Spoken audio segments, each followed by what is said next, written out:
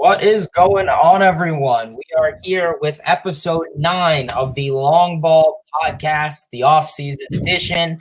And of course, we are wrapping up the off-season by going over the off-season analysis and recaps for all 30 teams. Obviously, last episode, we did the American League teams. And of course, we are back for this episode with all of the National League teams. Of course, there was plenty news going on around the MLB. Manny Machado extension and all of that great stuff. We will be talking about that. However, that will be at a later episode. These two episodes are really just sticking to the AL and the NL offseason moves. That is a ton of great stuff. I appreciate everyone for tuning into the stream or whatever platform else this is being recorded on and live streamed on. So definitely appreciate you guys for tuning in on that stuff. And I'm going to pass the microphone to my companion, Blake. So, Blake, how are you? I'm doing good, dude. I mean, off the air, we just talked. I'm not doing the greatest. I'm on like 30 hours of no time last night. It was actually my worst enemy. But yeah, we're here. We're rocking. Just watched our two teams battle in spring training today. Outcome didn't matter, but it was just fun to watch baseball. Regardless, Braves did get the 6-2 victory, though, for those that are wondering. But we see you guys in a couple weeks, so you guys can easily get your spring training revenge, because that matters so much, right? So yeah, I'm ready to rock and roll. For those that are wondering, we're going to be going alphabetical this time for the National League. So starting with Arizona, the Cubs, Cincinnati, Colorado, and therefore and whatsoever. A point I do want to make, since Hayden and I are Braves and Mets fans, we are going to put those two teams at the bottom of the chart, with the Mets being the last, being that they did more this offseason than the Atlanta Braves. But yeah, other than that, we'll talk about the Gavin Lux ACL tear, which is really unfortunate, the Machado extension when we get to those teams here in just a little bit. And yeah, we're going to start things off. Hayden, I'm wondering if you have the document surface open with the Arizona Diamondbacks. I'll let you have the honors. All righty. Yeah. So the Arizona Diamondbacks, a team that, is looking very interesting is the term to use. And I know I use that term a lot for baseball teams, but it is. You look at this Diamondbacks ball club. You look at this Arizona Diamondbacks ball club, and we saw last year they won 74 games and lost 88. So, by far means that's not anything too great. But considering the fact that this is a team that only won 52 games just a year before in 2021, that's a pretty big amount of improvement. So what is it? What did I say? Like sure. 74, and then what was it? 52. So, I mean, that's a 22-game win difference in a year. That's pretty darn good. I don't know. I can't name many other teams that have done that throughout their history. I mean, obviously the Mets last year, but, it was a different case, I guess, to an extent. But, yeah. Money. This is a Diamondbacks team that is really, kind of just coming in and, trying to fire on all cylinders, and as they should.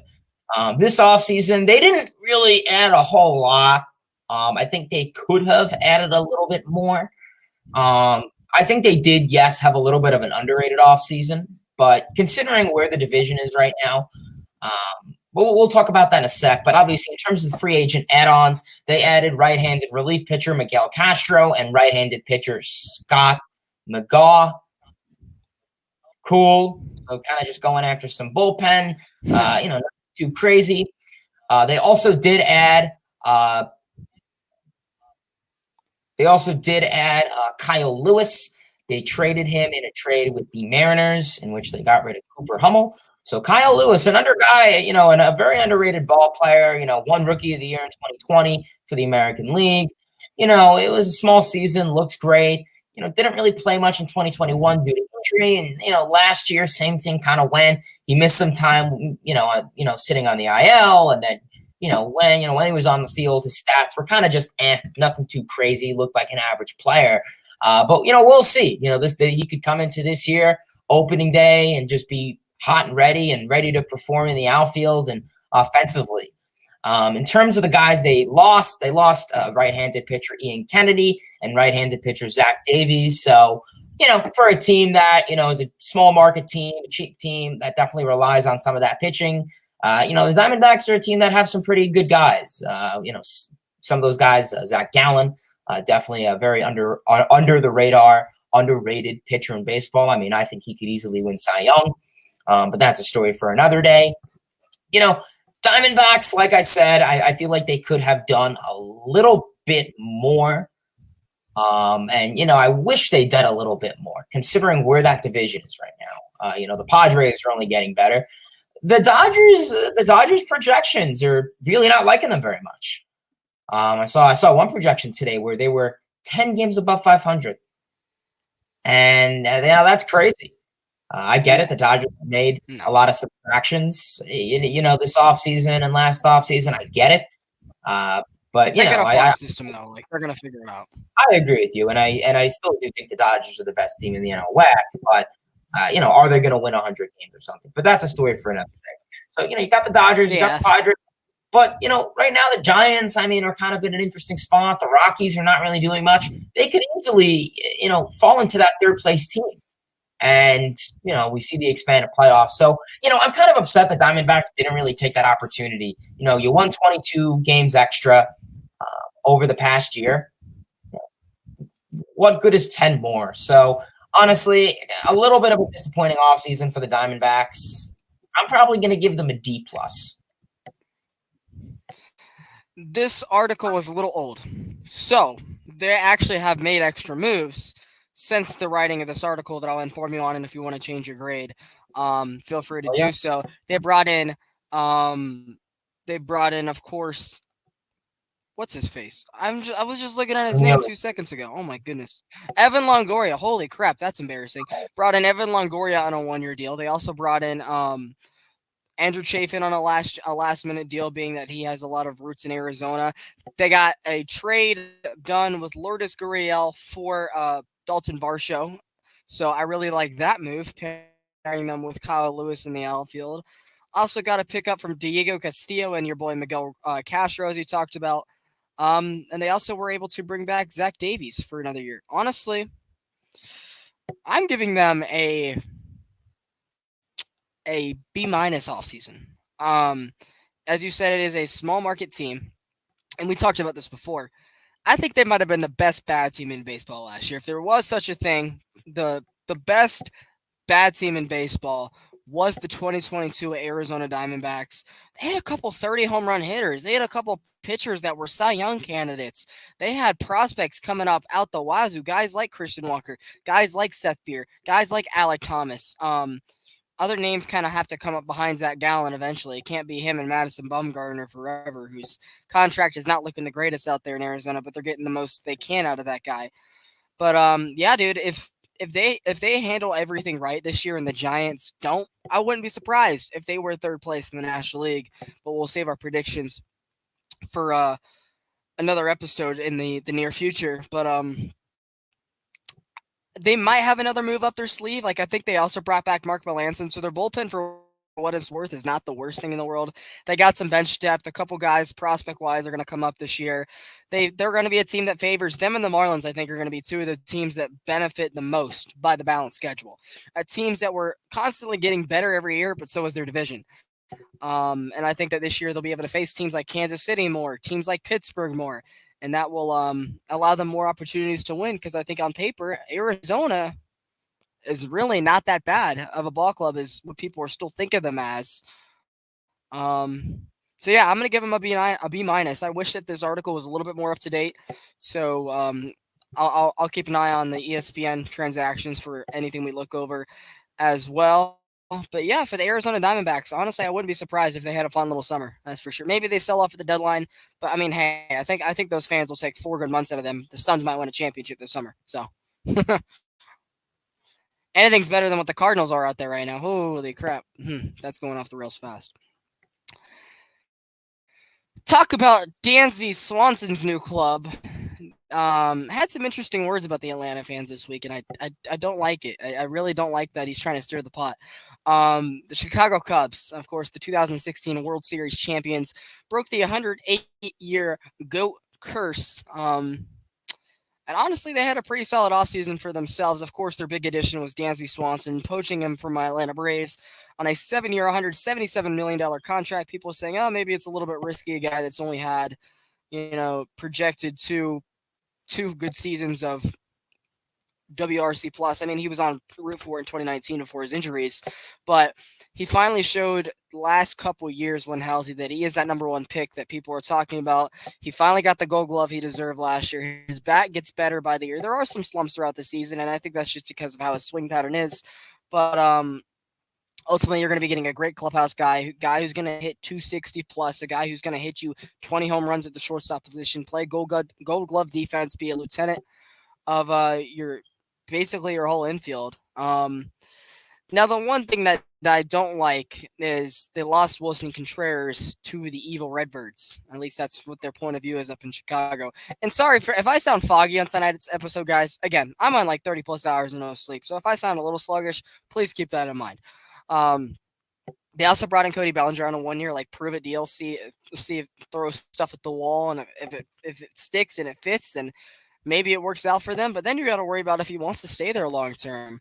Of course, behind Marcus Stroman and Kyle Hendricks, they also brought in Jameson Taillon, whose regime with the Yankees wasn't the greatest, but it wasn't terrible either. So good to see that he finds a new home in the north side. They also were able to poach Brad Boxberger, from one of their rival Brewers, one of the projects they've had the last couple of years. And before I hand it off to you, Hayden, I'm just going to double check that there's not any other big ones that were missing throughout the offseason. Edwin Rios, I mean, we've talked about him a couple times here on the pod. PCA looks like he's almost on the way up. Seiya's going to miss a little bit of time this year, but you like what you got out of Nico Horner and Dansby Swanson up the middle. Madrigal's it's kind of a prove it or lose it year for him.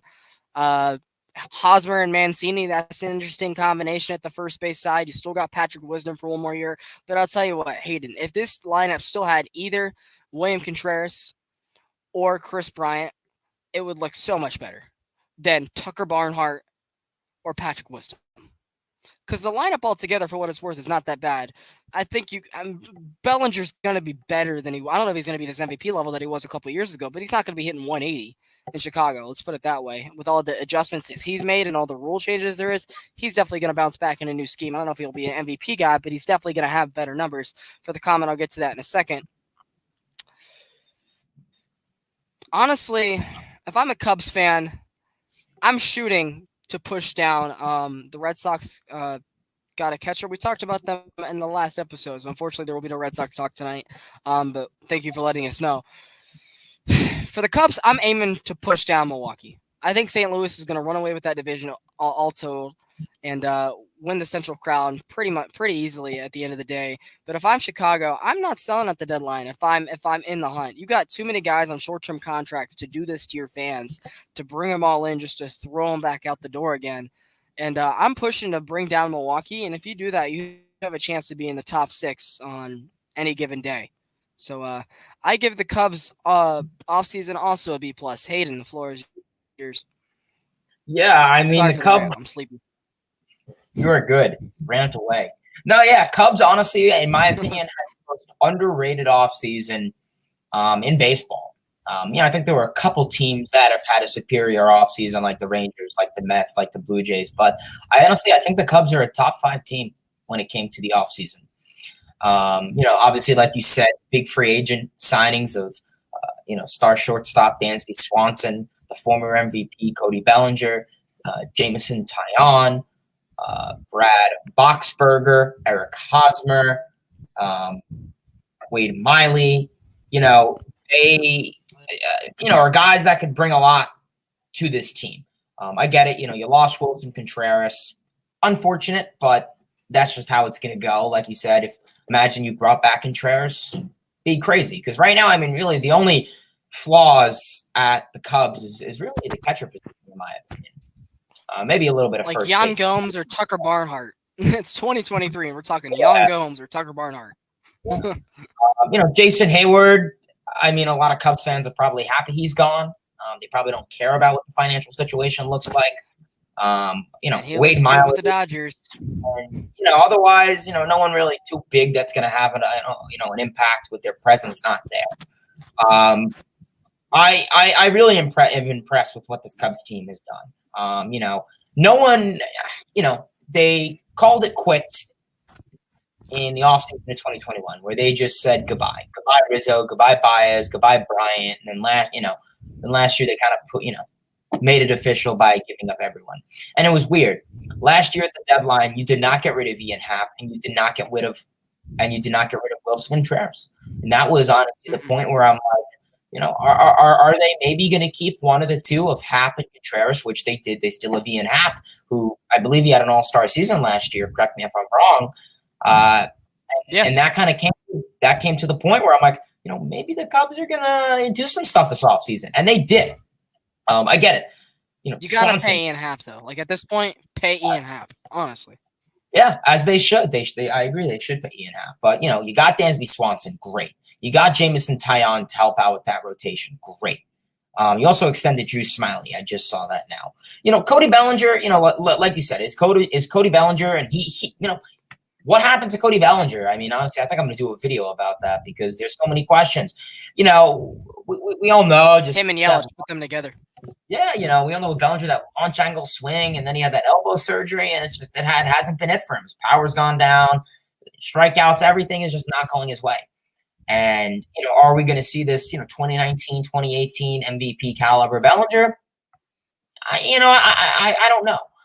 If you can get a sub 260, 270 average, 770, 780 to 800 OPS, 20 to 25 home runs, then that's a successful signing. It's a 1-year deal.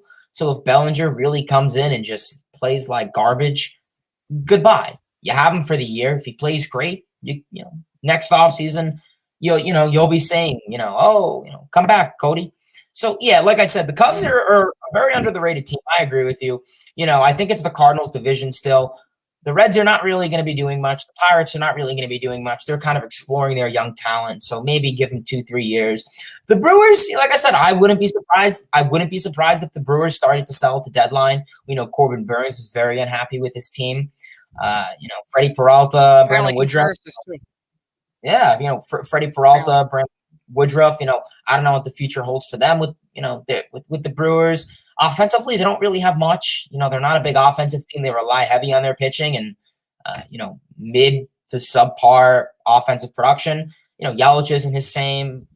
Otherwise, you don't really have a whole lot offensively. So I wouldn't be surprised if the Cubs make a push for that second place spot. I really wouldn't be surprised, and I think they're capable. Now, like I said, it is unfortunate that they're going to be seeing the Pirates and Reds less.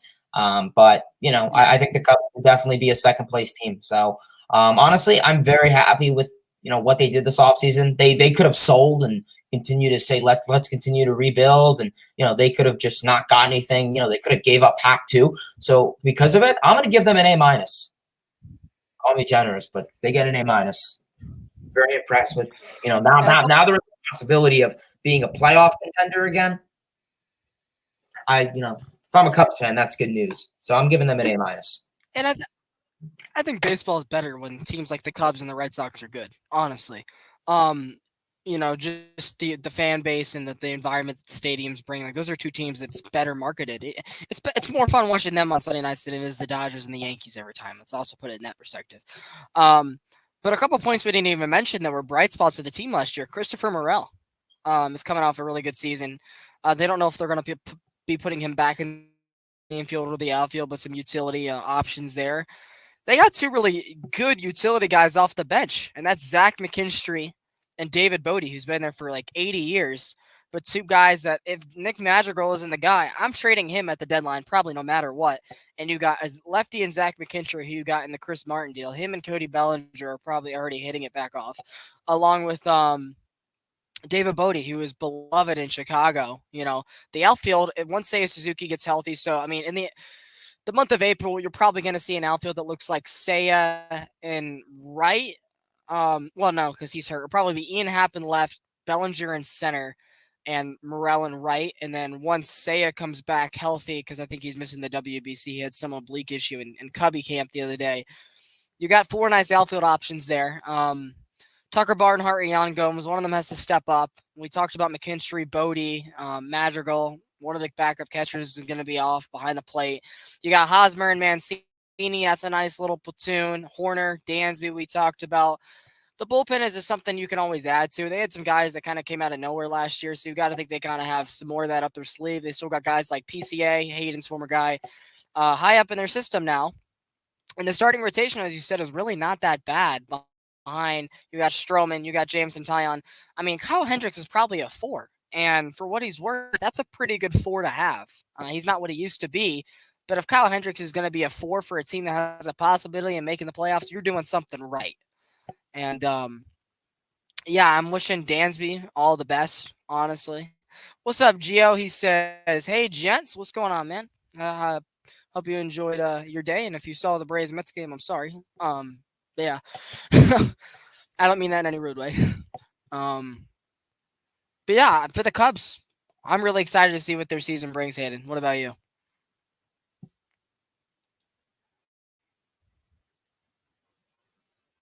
I think you're muted. Here, I got you. Yeah. The Cubs are going to have a very interesting season. Like you said, I mean, I'm looking at their roster as we speak, and their rotation is much more talented. I don't know why I thought of that word. Is much more talented than what it was last year. I mean, last year they're throwing out we're both Justin Steele and whoever to start games, and there's a lot of guys on that roster on that pitching squad who I think is talented. I mean, obviously you have Marcus Stroman, you have Jameson Taillon, you have Drew Smiley. Javier Assad, he'll be an interesting guy. Well, and another guy I'm interested to see how he goes is Hayden Wisniewski. Not because we share the same name and we're both Polish, is because he actually had a small sample size last year in 6 games, but he actually put up pretty good. The metrics and the stats he put up were pretty good. And he's not really this huge pitching prospect that people are talking about, but debuted a little in September of last year, and I like what I saw from him. So I think Cubs could maybe, put him in this relief role, kind of like the Brewers, what they did with Burns and Peralta. Put him in the relief role and then release him into the rotation once he has the innings under his belt. So Cubs may do that, and I'm going to be in Chicago in June. I will be at the Cubs game in June, the 26th, 27th, something around that. It's Cubs and Phillies. So I mean, the atmosphere there is electric, so hopefully they're playing good. Go Cubs, go, baby. So, final question. We also got to mention the rookie Keegan Thompson. Okay. I'm projecting this team to probably be, at best, a little over 500.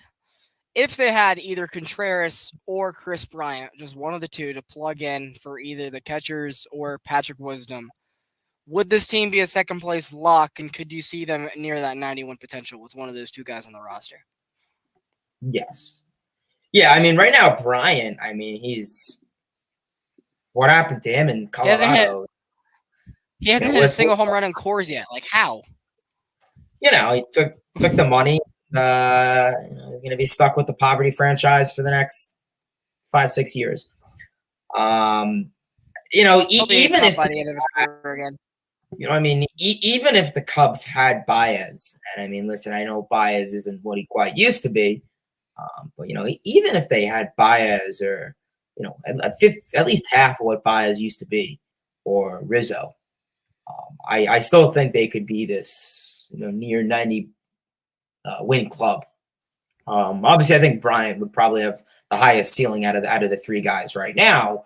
But yeah, I agree with you. I think if they either still had Wilson Contreras or Chris Bryant, then they could probably win, 88, 89, 90 games just about. So it's gonna be a good year for the Cubbies. I think that's a lot of Cubby talk. Now let's stick with the team that's right in their division. Deep rivals with them, the Cincinnati Reds. Hayden, it's up to you. Yeah, Luke Maile. Cincinnati Reds, they had an incredible offseason. They got Luke Maile. Won the offseason. No, I'm being facetious. But, He didn't have to go very far. The Reds had a very unfortunate season. I mean, they started off at a historic low, but they started to pick up a little bit pace throughout the season. But still, just rebuild is crazy. In 2021 they were a winning ball club with a winning record, and then last off season, just before the season started in 2022, the owner said, you know what, forget it.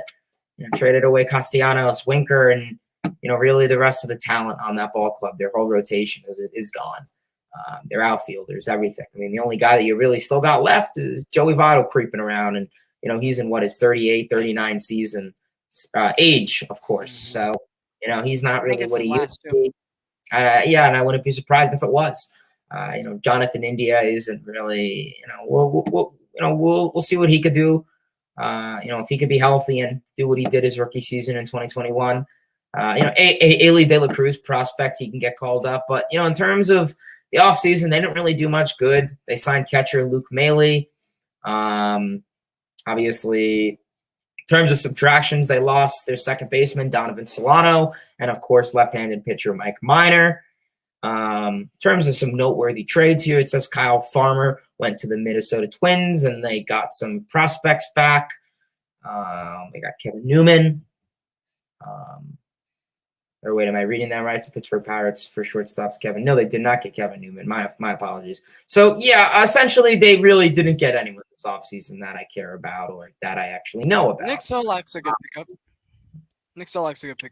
Oh, okay, my fault. I thought it said they traded away, but then I was about to say, wait a second.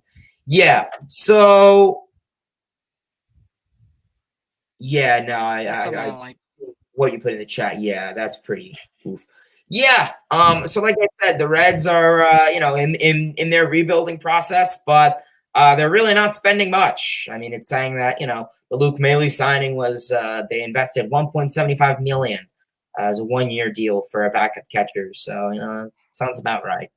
So yeah, Reds don't really have much going on. Reds fans are kind of just waiting for football and Joe Shiesty to get on, and if they have any other sports that they are rooting for. So, right now the Reds, considering they're a rebuilding team, honestly, I'm just going to give them a D flat. Is there anybody that we're looking at this roster and we're saying trade watch? Like these are gonna like the Luis Castillo type, where like those guys are gonna be shipped on. Like I don't think they're gonna give up on a guy like Tyler Stevenson. They haven't given up on guys like Nick Senzel yet, so that's definitely not happening. Joey Votto's a Red unless he ends up going to like Toronto for his last 2 months because he's a Canadian. I don't think there's any way he doesn't end his last couple months as a Cincinnati Red. I mean, I guess the big thing is they were able to clear up the Mike Moustakas contract, which was ultimately so terrible for them. That deal blew up in their face. So that was a very good positive for them. But if I'm a Reds fan this offseason, the prospect I'm most excited for is Noel Marte, the guy who they got in the Luis Castillo trade, the big shortstop prospect that was stuck behind J.P. Crawford in Seattle. And I think that guy's going to be able to come up and make some noise. I mean, he's going to be battling. It was formerly going to be Kevin Newman, but now he's going to be battling guys like Nick Senzel and Nick Solak for the position. Like, if the kid's hot, they're going to give him an opportunity, and that's going to be a hitter's ballpark. I mean, he should be able to make some noise if given the opportunity. But yeah, given the circumstances, I'm not going to give them an F, but I am going to give them a D for this offseason. I mean, I feel like you kind of covered it for the most part. They got a backup catcher, cleaned out the closet, Votto's. I mean, they still got Jonathan India, who had a bad sophomore year, but I mean, I think he'll bounce back in a better way this season. Hunter Green looked really good last year, and they lost Mike Minor, who I met when I was very little, but hasn't been good in the majors the last couple of years. Castillo's gone. Sonny Gray's gone. Bauer's gone. Of course, long gone. Yeah, man, this Reds team doesn't look at all what it used to like 3 or 4 years ago, and that team still couldn't really get to the playoffs for what it was worth. Took them in an extended roster, and they couldn't score a single run against the Braves. So that was very interesting over that wild card series. But yeah, I'm gonna give them a D, and I'm a Reds fan. Just know I love how we're starting to incorporate other sports into this show whenever we feel bad about our fan base. Like, hey, At least you got this, right? So at least they got Joe Burrow and company in the fall of RJ. If you're listening, that's your boy right there. And be excited for Noel V. Marte, Joey Votto. If this is his last year, he's going to get gifts from everywhere around the league that he goes. He's going to get farewell gifts, farewell ceremonies. And yeah, hopefully somebody comes up, Luis Castillo or Tyler Stevenson that you're able to maybe ship on for better prospects down the line. So that's what I'm rooting for if I'm a Reds fan. And also, let's beat up on the Pirates. Pick one team to latch onto and be the little douche to. And if that's me, I'm picking on either the Reds or you are the Reds, the Pirates or the Cubs. You gotta win the season series against them. And I think if those couple things happen, season success, because then Joe Burrow might win you a Super Bowl by the next offseason. So yeah. All right. So done with them. Another trash can here. The Coors effect. No more Arenado, no more Story, no more LeMahieu. Probably the end of Charlie Blackmon. We got the Colorado Rockies. And again, this article is older, but as of this time, when it was written, it gave the Rockies a B+. And I don't really understand why. They added reliever Pierce Johnson. What do reliever additions do for the Rockies? Nothing. It's Coors. You're going to have a 6 ERA, even on your best game. Germán Marquez should have been traded out there a couple years ago, and now his market has plummeted. They brought back Braves fan favorite Jose Urena, so that's great. They lost Jose Iglesias, Chad Kuhl, Carlos Estevez, Alex Colomé. I believe they still have Daniel Bard. They also traded Juan Brito to the Guardians for Nolan Jones. That's an interesting pickup for them. And, of course, they sent Sam Hilliard, one of their lefty, stocky infield or outfield platoon guys, to the Braves, who's in our camp right now. One thing I do have to bring to attention is how bad the Rockies owner has been this offseason. He's not willing to spend. Take it through the thought process, right? People were mad that he wasn't paying Arenado a second deal, so he traded him for a bag of chips. People were mad at what they got back for Arenado, and they were afraid that the same thing would happen to Story. So then they didn't even pay him Story, and they didn't even give him a qualifying offer. The dude left for Boston for nothing. Zero. So the owner is stupid in that regard, but then they had the audacity to speak to Rockies fans at a meeting this offseason and say, you know what? I think our team is constructed where we can play 500 ball. Excuse my language, but bullshit. You might be the worst team in the National League this year. I wouldn't be surprised if the Reds and the Pirates and teams like Washington were better than the Rockies. I really wouldn't. This team might be my early pick for 15th in the National League. And if that's the case, hopefully you don't get hoed by the lottery like Oakland was this year, because it's going to be one of those years where you're counting on it. Hayden, is there anything you'd like to add prospect-wise or players I didn't mention? Yeah, October. It's if you're a Rockies fan, you're really upset. I mean, you really have no. You have a couple guys. Rockies country. Let's rock. That's right. I think you do have a couple Rockies guys country. that would be of talent. Whether that's obviously a couple guys in that pitching staff, reliever Daniel Bard, Denelson Lamet, Germán Marquez, Antonio Senzatella. Denelson Lamet's been passed around like a prostitute. I did not know that they picked up Brent Suter. That's an interesting one. Jose Urena, not really what he planned to be. Marlins prospect. Offensively, TJ Crone had a pretty big, year last year. He's a guy who mashes. A couple other offensive players. Randall Grichuk, Jonathan Daza. You have Chris Bryant. Charlie Blackmon's kind of up there in age, so he'll probably finish out his career there. And otherwise, you don't really have a whole lot. Really, just trade candidates, and the Rockies don't really have a big farm. Keep in mind, they traded away guys like you said, like Nolan Arenado, and they essentially got back, a peanut in return. I mean, Austin Gomber and what else? Well, what are they doing? This. Yeah. I mean, honestly, the Rockies there, and it's crazy to think and it's crazy to think that their owner thinks that they could play 500 ball. One of the worst teams in baseball. I mean, if they weren't in Colorado, if they were in any other city where they didn't have the help. I mean, last year they went 68-94. I mean, what did you do this offseason to be able to play like 81, To 80? get better. What did they do to get better? I mean, Dude. okay, maybe they'll have Bryant back on the opening day roster, but last I checked, one player doesn't carry the whole team's success. Honestly, the Rockies are bummed. The owner's a bum. They should sell it. The fans should just riot. No, they should, honestly, Stay in Colorado, though. Stay in Denver. This is with an the A Rockies, situation. Yeah. I'm giving them a D also. When it comes to these, small market, penny pinching owners who don't do anything, I'm just going to give them a D because it's like, I don't want to give you an F. I should give the Rockies an F. But at the same day, you're going to sign guys for what? You're going to sign 2 elite caliber guys and then have a whole roster of nobodies. So, it takes time to build, which they easily could do that, but they're not doing that. Look at the Cubs, for example. Great example with that. But the Rockies, I'm going to give them a D. There's nothing. I mean, Sports City likelihood. You got Dion bringing back the Buffaloes, so you got that to look forward to.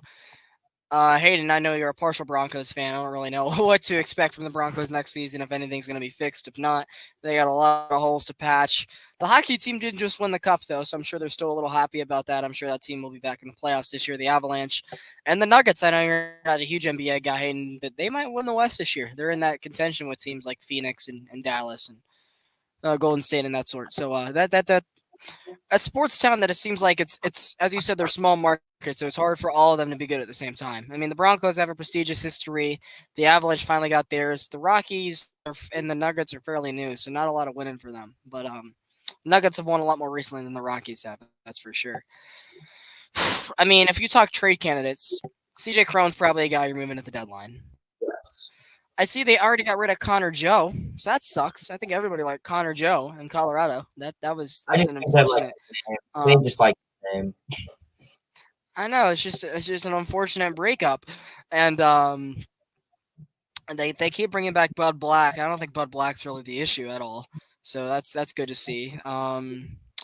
Garrett Hampson's back. Is this the year they finally trade Herman Marquez? And if so, like, are they going to be able to get a lot for him anymore with how the GM negotiates? Probably not much. Should have been like a 2019 thing. I guess they were in contention then. But, dude, that's so unfortunate for them, honestly. You said you gave them a D plus this offseason? Just a D. D flat.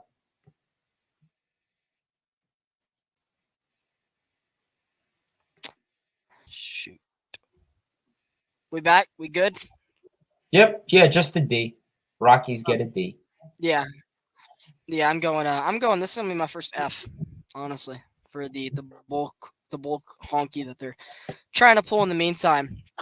But honestly, not a bad team to transition to. And Hayden, I know you and I will have a lot more fun enjoying talking about this team, the rival to the West within division, the powerhouse Los Angeles Dodgers. Had an offseason of losing, but they're not going to drop 23 games in the standings. They're still going to be right there with San Diego. Hayden, take it away. Yeah, the Los Angeles Dodgers. Well, what did they do this offseason? I think they do a whole lot. I mean, you extended Clayton Kershaw, your left-handed ace, so obviously Dodger fans are happy with that. Otherwise, when it came to obtainments, you didn't really get a whole lot. You signed Noah Syndergaard. Okay, I mean, not really too optimistic there. And DH JD Martinez was getting in his mid-30s. Otherwise, the loss is where it really kills you. You lost Trey Turner, your elite shortstop that you traded so much for. So that Dodgers trade of trying to get Scherzer and Turner, you have nothing left. So everyone else, all the prospects you traded for, the guys killing on the Nationals. So the guys from Washington haven't been good either, though. Like Josiah Gray has been, people of that sort. Down the line, at least the Nationals can Keep it Ruiz have has been okay. but the Dodgers don't have anything. So you lost your shortstop, Trey Turner. You lost Cody Bellinger. You lost Justin Turner. You lost Joey Gallo. You lost Tyler Anderson. You lost Andrew Heaney. You lost Craig Kimbrell. You lost David Price. You lost Tommy Canley. And you lost Chris Martin. So, I mean, right now it comes to the point where, the Dodgers are an elite team. They still have a great lineup. They have an elite farm system. I mean, whether it's guys like Tracy Thompson or, whoever getting just called up and doing their job. We also did bring in Miguel Rojas to get the shortstop role. Definitely a big downgrade. Which that trade looks a lot good now. It looks really good now, though, with the Gavin Lux. It's definitely a downgrade. Obviously Gavin Lux, like you said, got hurt. He tore his UCL, so he's going to be out for this whole season. So, definitely, like I said, you got Miguel Rojas, to replace Trey Turner, but that's just a downgrade. And, teams, these elite teams like the Dodgers should not be making downgrades. They really shouldn't. So, obviously unfortunate to see that. Like I said, you signed Syndergaard 1 year, $13 million, decent pickup. Kershaw coming back 1 more year. That's a solid move. Mix him in with some of the veterans, Julio Urias, Tony Gonsolin, Dustin May.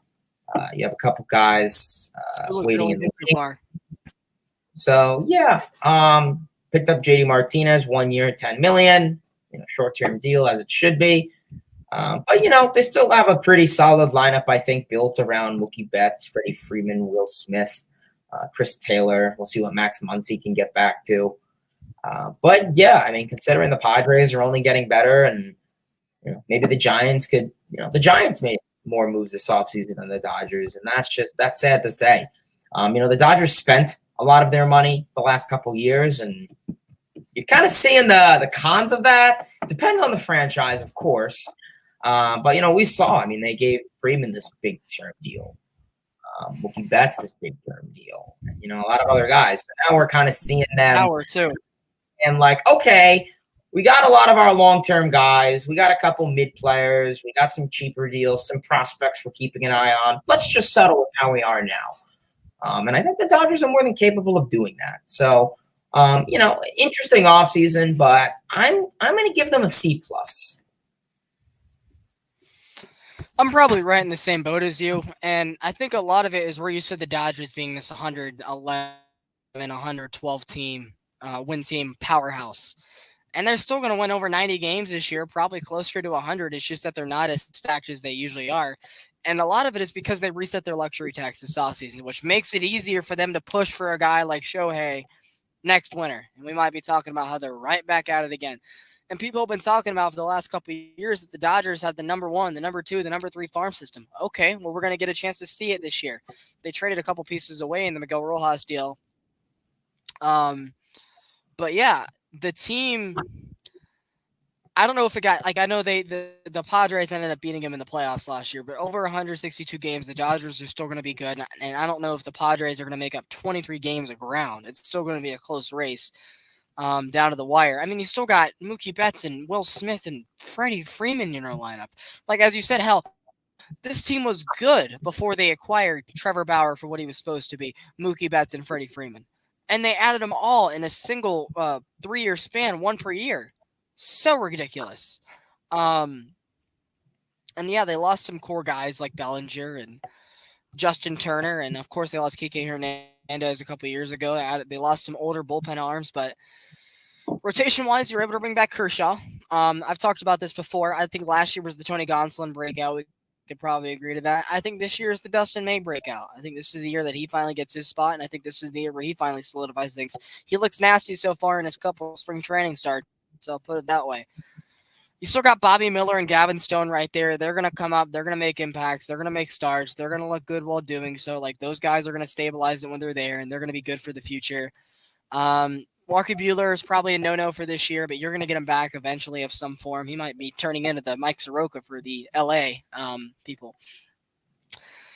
Bench is still not terrible. You got guys like Trace Thompson and Austin Barnes off the bench. You'll probably have a prospect get called up to like a Horbert Vivas or like a James Outman off the bench every once in a while.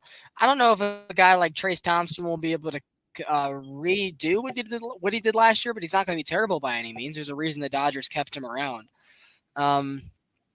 Chris Taylor is a guy that's probably going to bounce back. Max Muncy, I'm not absolutely so sure on, but Max Muncy's only on a 1-year deal, so that's more of a fool's gold. They'll take what they can get out of him. So yeah, for the Dodgers, you said C+. I'm gonna go C+ as well. But I know their intent here. They're giving their farm system a chance. They're resetting their luxury tax. They know they're still going to be this 95 win team. And they're still going to be a very hard team to beat at home. They're always like 60-20 at Dodger Stadium every year, it seems. Very hard to win in that game. Very hard to win in Dodger Stadium. They seem to come back from whatever the deficit is. They win there all the freaking time. It's kind of suspect, in my opinion. But that's a story for another day.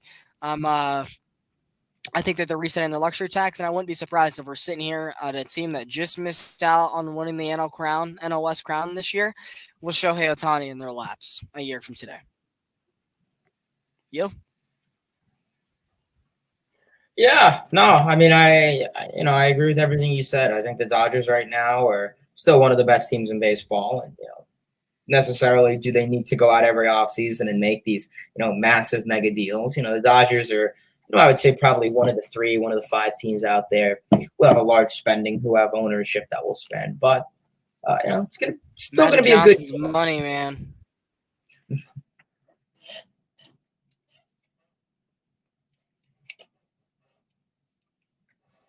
Oh, we're both taking drink breaks at the same time. This is awkward. But yeah, I really like the JD Martinez signing for them. For the price they got him at, I think that's a win-win. I think he will do very well there for a year, $10 million. Have some DH at bats, have some left field at bats if you need days where you need Muncy or Chris Taylor in the infield. Syndergaard is the next guy they're going to bring into their pitching lab, but if not, he's a 5 starter. That's not going to be terrible for them. So that's a whatever. Tommy Kahnle never really got his Dodger career going, and neither did David Price. Craig Kimbrell was just too far gone for them to fix. They got JP Feyereisen from the Rays. That's nasty. You still got Phil Bickford and Alex Vesia. They're 2 young studs out there, along with Brusdar Graterol. I don't know if it's Daniel Hudson or who it, and I know he's banged up right now, but they have somebody who's waiting in the wings to take that closer role. Evan Phillips. They really like Evan Phillips to be the closer for them this year. They say he has really good high leverage quality pitches, and Dodger fans would not be surprised if he was their guy. And it says in this article here that we've been basing a lot of information on, it says, quote, but it seems like the Dodgers are laying low this offseason in preparation to throw an outrageous amount of money at Shohei Ohtani in November 2023. Meanwhile, the Giants and Padres have made huge moves. Well, this might be an article where Arson Judge or Carlos Correa are on the Giants, have made huge moves this offseason to close the gap. I don't know if they have, but yeah, the Dodgers are still going to be a team that's in the playoffs, still going to be a tough out. We're not going to see them the same light they were the last decade. And Hayden, a lot of people forget this. They were like 56-40 at one point last year before they just took off. They were right there with the Mets and the Braves and the Cardinals for like number 1, and I guess the Brewers at the time before they fell off the board for the number 1, number 2 seed before they just freaking took off and rattled off like 27-33 and finished with like 111 wins. I'm surprised they got that much from how they started. But yeah, I think that's enough Dodgers talk for now. I can only take so much. We're going to move it to the south side. The other side of the Miguel Rojas trade is, of course, the Miami Marlins. The MLB The Show cover boy, Jazz Chisholm, moving out to center field, of course. Their big free agency loss was Brian Anderson. He goes to Milwaukee, who we'll talk about later. And ironically, the Brewers announcer is Brian Anderson, so that's ironic to see how that goes. Oh, my goodness, the Marlins made so many trades this offseason. I don't think there's really anything of elite measure here. I mean, they got JT Chargoy from the Rays. They traded Eliezer Hernandez to Hayden's New York Mets. He's just a guy that didn't really fit in that system anymore. The Marlins have so much pitching, and the starting pitching is the most precious thing in Major League Baseball. And they've had a plethora of it for years, and the ones that have stayed healthy have signified themselves as the guys, and the ones that haven't, they haven't moved on from. Guys like Sixto Sanchez, guys like either Yuri Perez or Max Meyer, the next guys that they're supposed to be nailing them as. Elias Hernandez is supposed to be really good. Jesus Luzardo has been so far. Trevor Rogers has been so up in the air. They finally traded Pablo Lopez for Luis Arias, but I don't think it's exactly what Miami needed. They needed more power in that big ballpark of theirs. They needed more power in that lineup. And Luis Arias is the opposite of power, to put it lightly. And Hayden, I'm sure you would agree with me. I mean, they were able to bring in some Latin players, and I wouldn't be surprised if they still got Yuli Gurriel or Jurickson Profar, who are still out there in free agency. I wouldn't be surprised if both those guys ended up on the Marlins roster by opening day. I was listening to John Boy Radio this morning, and he was talking about how the Marlins must have a fetish for J names. And that would be even weirder if they signed Jurickson Profar. Like, they traded JJ Bleday for AJ Puck. That's a really good move that helps their bullpen. They were able to kind of get youth in that position this year. But, I mean, if you go around the bases, like, dude, John Birdie, Jacob Stallings, Jesus Sanchez, Jazz Chisholm, AJ Puck, so many J's. It's a little suspect, and you add a guy like Jurickson Profar in the mix. So Skip Shoemaker, building something a little fishy down in the 305. I'm sorry for the bad joke. I would say the Marlins had, intriguing offseason. I mean, free agency wise, didn't really do much, but in terms of trades, they got a couple good guys in some trades. They got Luis Arias from Minnesota. I think that's a good acquisition. Nice contact guy. He's great when it comes to hitting singles.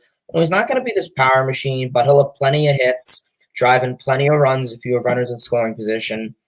So I think he's going to be a great, I think he'll do great at second base. Obviously, Jazz Chisholm will play center field, so we'll see how that goes for him. The other interesting trade that they got was AJ Puck. Obviously, they got him from Oakland Athletics. And, obviously, we know how the Athletics, the Rays, those Moneyball teams are. They got nobody guys, and they're elite. And I think AJ Puck is this, interesting ball player, kind of could be this Josh Hader type guy with, his arsenal and what he throws and his velocity. So definitely keep an eye out for him. He could potentially be trying to get that closer role. We'll see how the Marlins are going to handle their bullpen. Still a little bit shaky. The rotation is looking pretty good. Obviously, you lost Pablo Lopez. Made sense. He was kind of on the block for some time now. So Marlins are coming into the season. I think the Mets, Phillies, and Braves are going to be a much better team than them. I think the only team that they're really going to go after is against the Nationals. They're going to beat up on them, as I think many teams are. So the Marlins, it's 50-50. I could easily see them, being an 86-76 team, but I could easily see them being a 70-92 team. It's really it's a hit or miss. So right now, I think the Marlins had a pretty good offseason, considering their rebuild has kind of been going on for quite some time now, and they're kind of just filibustering it. Hopefully, with how the rest of the division is, they could try and be a little bit more aggressive. They got a great farm system. I get that. But still, they, in my opinion, could have done a little bit more just to kind of, I get it. They're a small market team, but still. So probably going to give them a C-.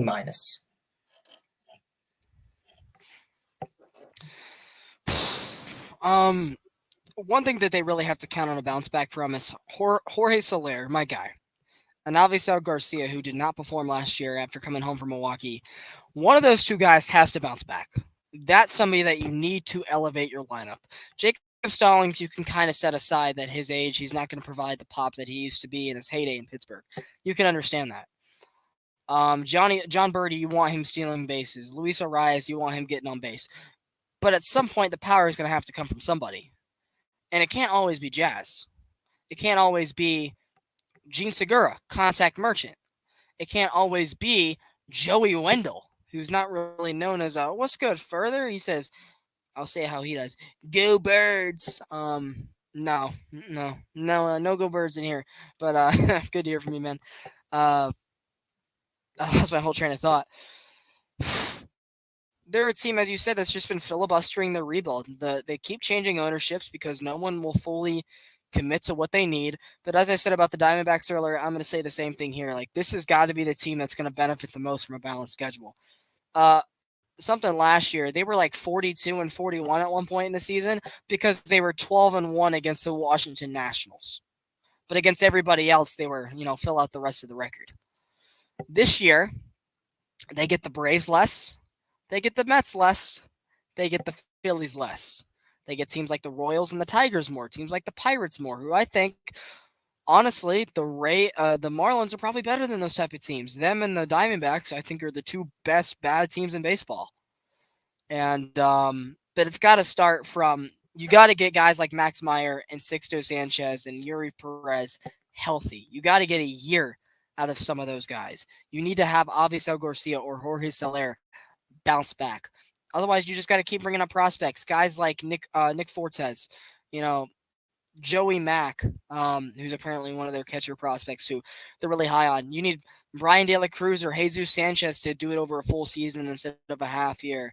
Like, it's crazy how Brian Anderson went from this 30 home run guy to just being cast away and non-tendered to Milwaukee. It's just, I don't know. Maybe the Don Mattingly ship had kind of run its course. It kind of seemed like that, and I'm sure he's happy to be back in the pinstripes anyway. And this is a team that you'll be wanting to watch a lot in the first half of the season, especially knowing our fanhood ships, Hayden.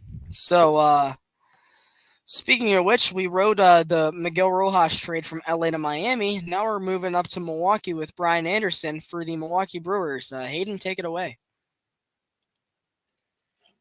Yeah, Milwaukee Brewers, a team that had another interesting offseason to say. I think I like what they did, honestly. Sneaky. Didn't really do much through free agency, but did a lot of stuff through trades. They did acquire Hunter Renfroe via trade from the Anaheim Angels. They acquired William Contreras via trade from the Atlanta Braves. They acquired Jesse Winker and Abraham Turo via trade. And my apologies, they did not acquire Hunter Renfroe. They traded him away, is what I meant to say. So disregard that. But yeah, essentially, the big moves when it came to the trade was Jesse Winker, Abraham Turo, and William Contreras. So I think those are probably going to be the three big moves for them. Didn't really extend anyone, didn't add anyone. In terms of losses, they lost Taylor Rogers, Brad Boxberger, Chase Peterson, Omar Narvaez, Andrew McCutchen, and Trevor Gott. So, once again, like the Marlins, the Brewers didn't sign a single free agent and have yet to extend any guys on their current roster. Also stated, unlike, some of the moves the Marlins made, it also definitely goes the same for the Brewers. Like I said, Brewers are in a tough spot with that division. They're on the verge of, are they going to be competitive or are they just going to call it and rebuild? So, we're going to see how things go there. I would probably give the Brewers a B.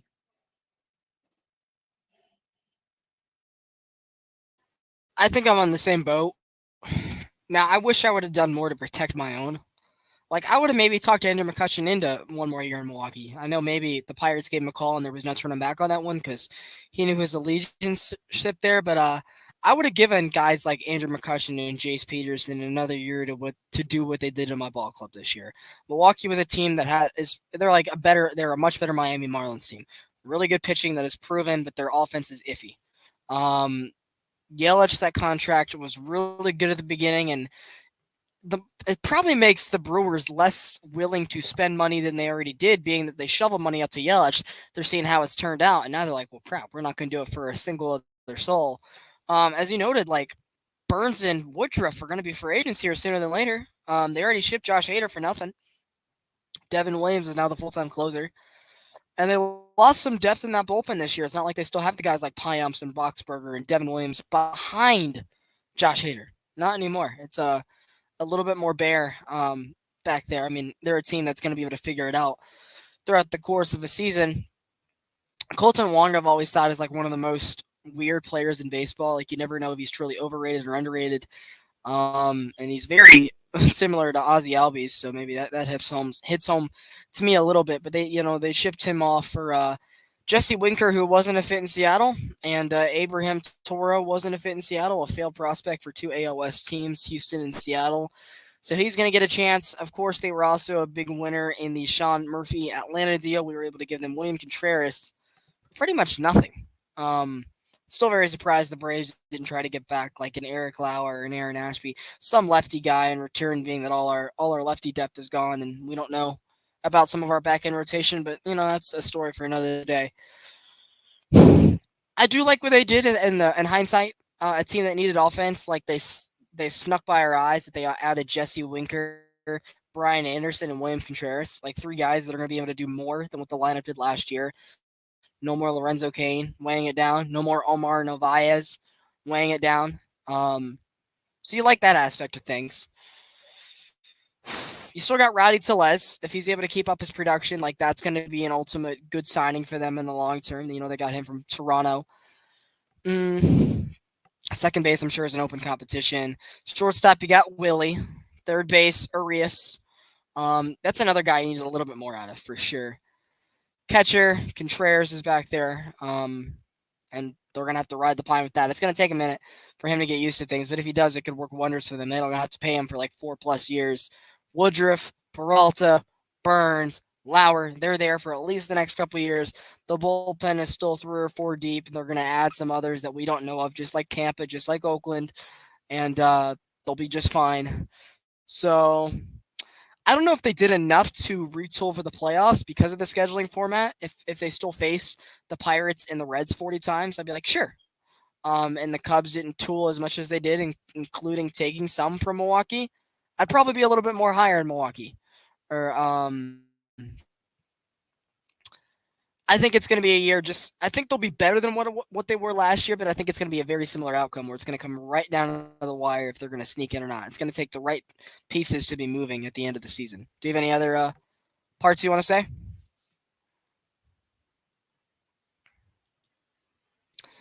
Okay. And you gave the monologue for them, right?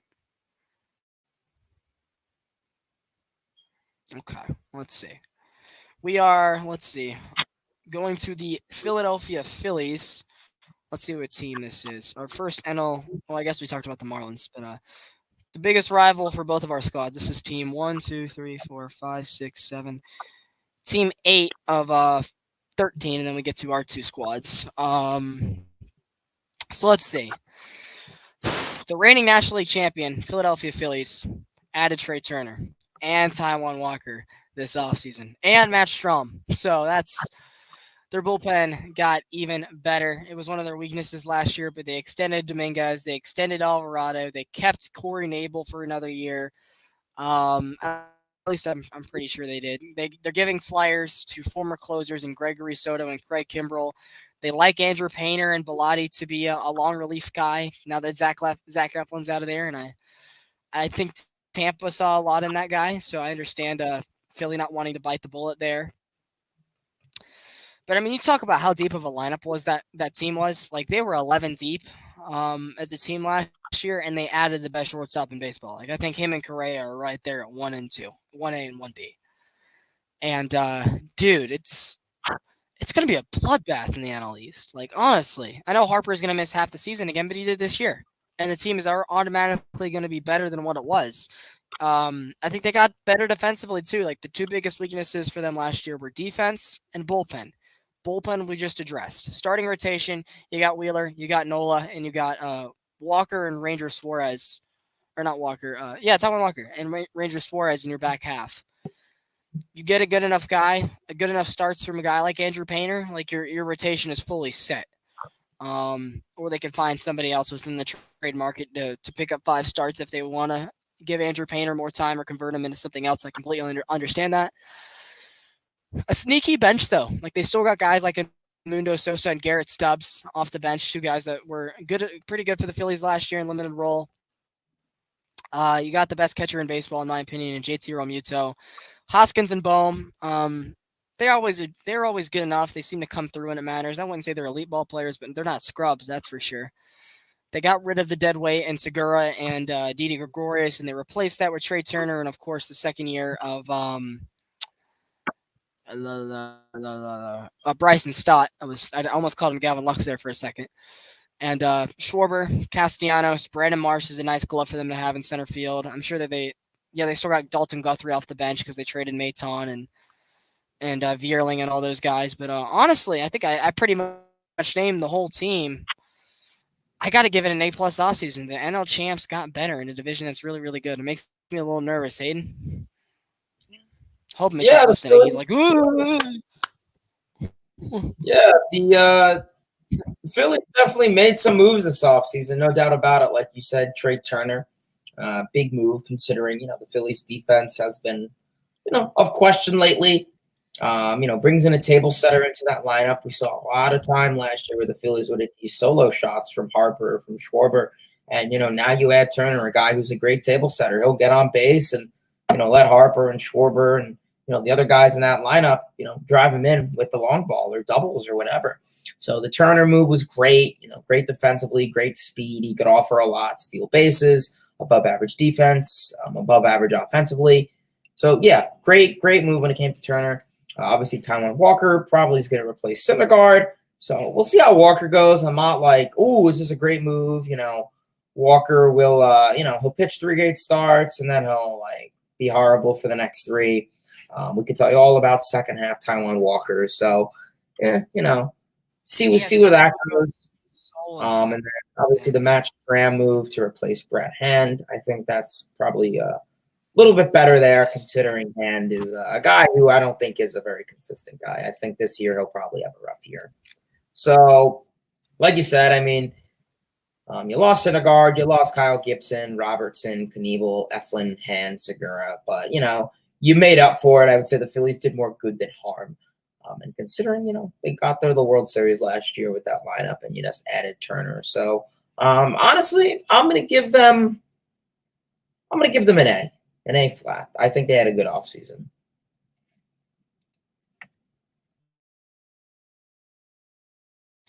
Do you think that all 3 teams in the East are going to make it into the playoffs? Like, are the Braves, the Mets, and the Phillies all locks? None of them will miss the playoffs. Yeah. We saw it last year. I think we'll see it again. And, of course, the Dodgers and the Padres are there. And if the Cardinals clinch, it's going to be teams like San Fran and Milwaukee and Chicago that are going to be fighting for that spot. Or if teams like Miami or Arizona improve, I don't really think there's any worth in mentioning anybody else. But trying to make us some time here. That's pretty much it for the Phillies. I think we covered pretty much anything. Pirates, honestly, I like what they did this offseason. I don't think we have to go over everything for them if you don't want to, Hayden. They basically said, you know what? We're going to keep with our youth, and we're going to get bridge gaps for the players that are not in our youth. There's still a swirling controversy on if Ryan Reynolds is going to be a Pirate or not long term. If I'm the Pirates, I'm paying him. I would have traded this man 2 or 3 years ago to get the prospects that are currently in AAA, AA together then instead of trading him now. They got our boy Connor Joe, G-Man Choi, Carlos Santana. They lost Ben Gamble to the Rays, and that's honestly a funny pickup for the Rays. It's like a delayed trade. G-Man Choi to Pittsburgh, Ben Gamble to Tampa Bay. Austin Hedges is going to be a veteran catcher to be able to help that young staff. But you need more out of your young guys. You need more out of O'Neal Cruz, Brian Hayes, Jack Sawinski. I'm pretty sure they already cut ties with Michael Chavis just because of how atrociously bad he was that year. And honestly, it wasn't a bad original signing for him in Pittsburgh. Guys like him and Ben Gamble to fill out that lineup. Of course, Vogelback's now a Met, so he's no longer a Pittsburgh Pirate. Trying to think if there's anybody else of significance. Youth-wise, at least, and I'm not really thinking anything. It's really just Brian Reynolds and Sawinski, O'Neal Cruz, to Brian Hayes. I know they drafted somebody on the right side of the infield like 2 years ago, so maybe if he has a great summer, you see him at some point, and we'll find out who that name is within the next 4 months. But Oh yeah, Rich Hill's also an interesting signing. A reliever, or not a reliever, a veteran starter to kind of relieve all of your young guys that they're trying to groom. Um, I think I got the Reds on this part, and I got the Pirates on this part, and that's where their meeting is right now. I think the Pirates are the better team, but trajectory, I think the Pirates are like a year or two away from being good. If the owner has to spend for that, and I don't know if he will, but if the owner spends, they're a year or two away if Milwaukee implodes of being right there with Chicago. If they keep things afloat in St. Louis, while the Reds are going to continuously going to be on this Rockies path and just keep getting worse. Anything you got about the pirate ships? I mean, Andrew McCutcheon being back is cool. That's for sure. Yeah, I mean, they had a couple free agent add-ons, like you said, Vince Velasquez, Andrew McCutcheon, Carlos Santana, Austin Hedges. They brought in a couple guys like G-Man Choi, Connor Joe. Similar, thing with the past. Small market team, small payroll, cheap owner who wasn't really willing to spend a whole lot. Um, but I think they, brought in some average guys who I think can definitely, be some big and significant contributors for them in 2023. Definitely have a lot of young guys coming through, and they brought in a couple veterans to kind of, coach some of these younger guys. Also, the Red Hill signing, I think, was an interesting move. So, not super crazy, but I'll give them a C plus. C plus. I'd agree. Here's a fun one. A small market turned big market due to James Preller. They kind of panicked the other day, gave Machado another 11-year, $350 million contract. So if he does end up retiring as a San Diego Padre and plays the length of the contract, he would have made 16 years of revenue worth up to $500 million. Because it's 11 years, 350 plus the 150 out of the 10 for 300. That's insanity, dude. And you want to tell us what else the frackin' Friars did this offseason? Well, that's a fun term. Frackin' Friars. Who am I, Tom Grossi?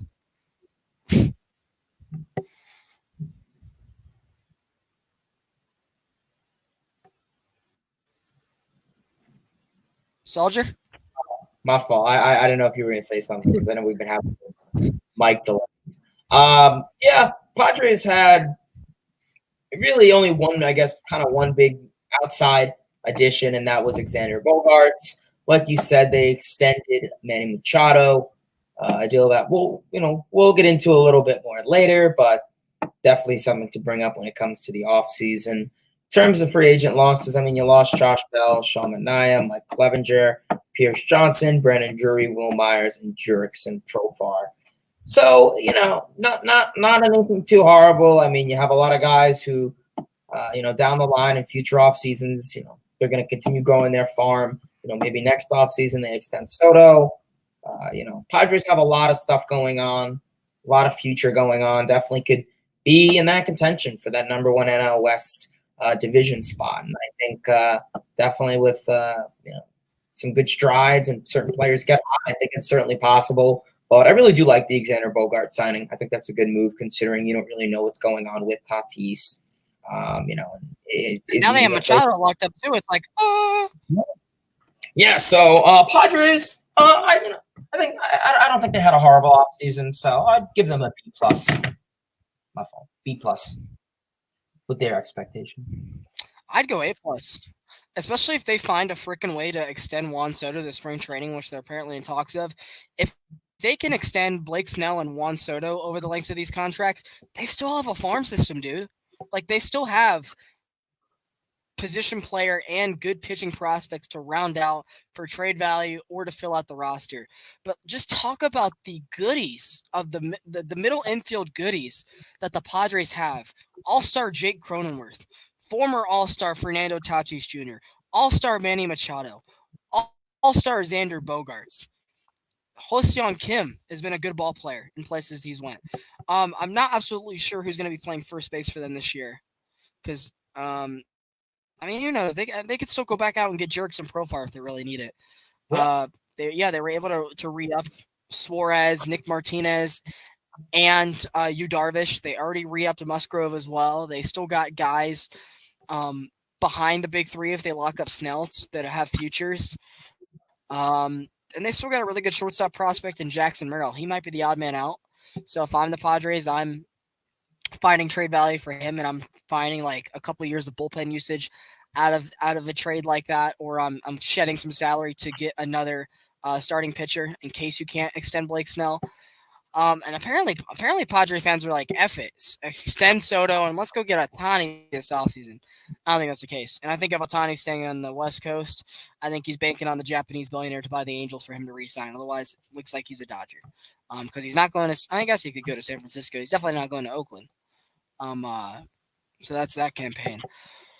But yeah, dude, I think with the Gavin Lux ACL injury, as unfortunate as it is, it probably boosts the Padres a little bit more into the favorite role.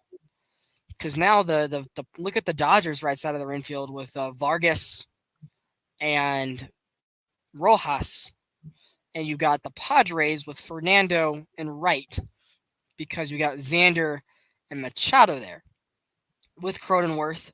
Maybe Hassan Kim DHs for them some. You got Soto in left. Grisham in center. Will Myers available off the bench still. I'm pretty sure they still have Austin Nola and Jorge Alfaro. Maybe they have a catcher prospect I don't aware of. Maybe one of them left. Not absolutely sure of that here. But yeah, you still got Snell, Musgrove, Darvish, and a plethora of young guys behind him. This team might be the number one seed in the National League, based on talent alone. And it's not because they're spending a lot of money, because, of course, as you know, we saw with what the Braves and the Mets did last year, two completely different philosophies. They took each other right down to the end of the wire. I just think the Padres have done it already for a couple of years. They didn't build the core all together at once like the Mets did. Like they got pieces on top of pieces, and they built the chemistry, and they kept the guys they want, the ones they wanted out. They've spent more money and got upgrades. That's where they're at. And now that the Dodgers have taken a step down, I wouldn't be surprised if they won the NL West by a handful. Not like 10 games, not by like 20 like the Dodgers did last year, but maybe early prediction. I think the Padres won the West by like 4 or 5 games, clinched within like a week.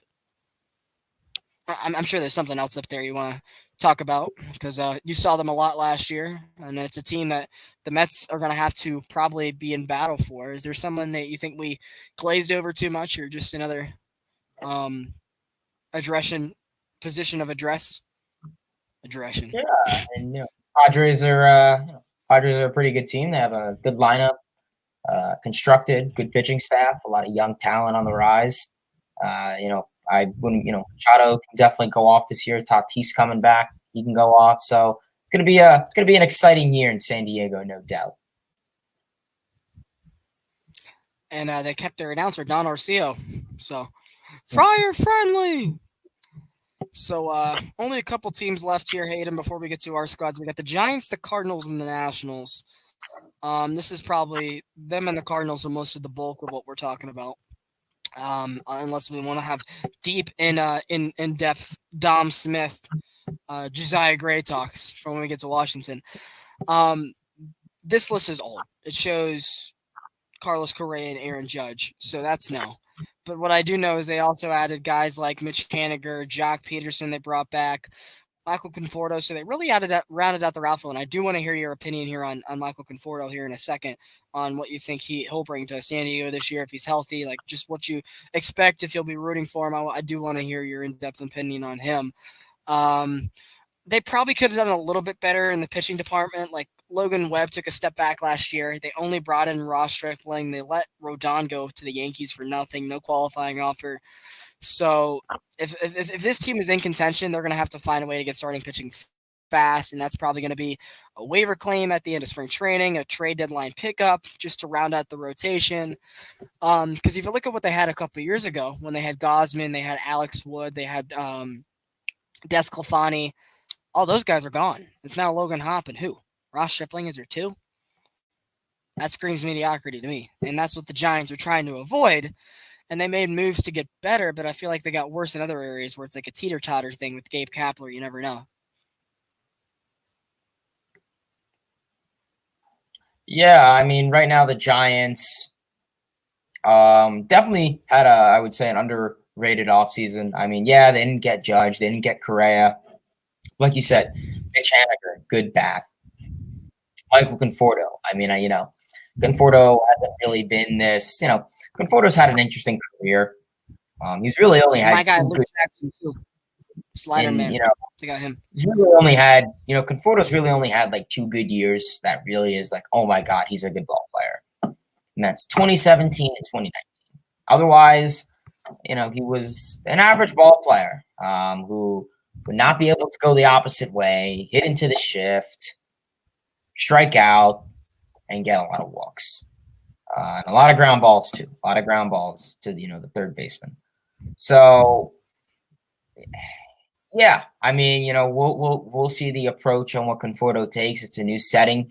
He didn't play at all last year. He struggled in 2021. Had a great 2020 COVID shortened season. So, Michael Conforto, it's definitely going to be a guy to keep an eye out on. Although it's a gamble to an extent, Conforto, sure, but I still think they definitely added some nice bats to their lineup. I agree. I think the pitching department definitely is going to be of concern. Yeah, you're not facing the Dodgers and Padres lineup, but you're going to be facing other lineups in baseball like the Astros more, like the Yankees more, and that's where it's going to be a concern. So I like the moves they made. However, they didn't really address pitching a whole lot. So I'm probably going to give them a B-. It looks like they do still have Anthony Desclafani, and we did miss their pickup of Sean Manaea, who was terrible for San Diego last year, but maybe him being back in the Bay Area helps him a little bit. So if you look at the full rotation, it's probably Logan Webb, Ross Stripling, Sean Manaea, and Anthony Desclafani. Not terrible, but it still needs a little bit of help, that's for sure. Bullpen isn't that bad, though. You got Camilo Doval, who's getting the keys. You got both the Rogers brothers. I think they're going to do good things out there together. I really like the Luke Jackson signing for them as someone who watched them the last couple of years. Gregory Santos is another one of those White Sox cast-off relievers. It looks like that they're taking a shot at. They cut their losses with Brandon Belt and Tommy La Stella. They still got late night Lamont. One more year out of Brandon Crawford. So they definitely need Joey Bart to take a step up, though. Like, he's kind of in that same boat as like the Spencer Torkelsons of the world, where it's been like, okay, a rough year or two. And like, I guess you can put Kelenic in that boat too. Let's see you do something now. And I know Giants fans, after loving Posey to death like they had for all those years, they're begging to see a better bounce back out of Joey Bart this season. Do you have them above 500 or over 500 with this current roster construction? No additions, no injuries, just as they are. I think they're literally a sub 500. I could see them like 80, 82, 80, 81, 81. I mean, they're right at 500, in my opinion. I mean, yeah, I'll go a little over just because there's going to be nights where it's a Friday night sellout and they're going to rally behind them, and it's a tough place to play when it's a crowd like that. So I could see there's going to be some occasions where a rival's in town or it's early in season and they're not too low on the team yet. Not everybody's been traded, no injury concerns. So I could see maybe them having a good spring and riding that to an over 500 record. But yeah, as you said, I don't know if they'll be able to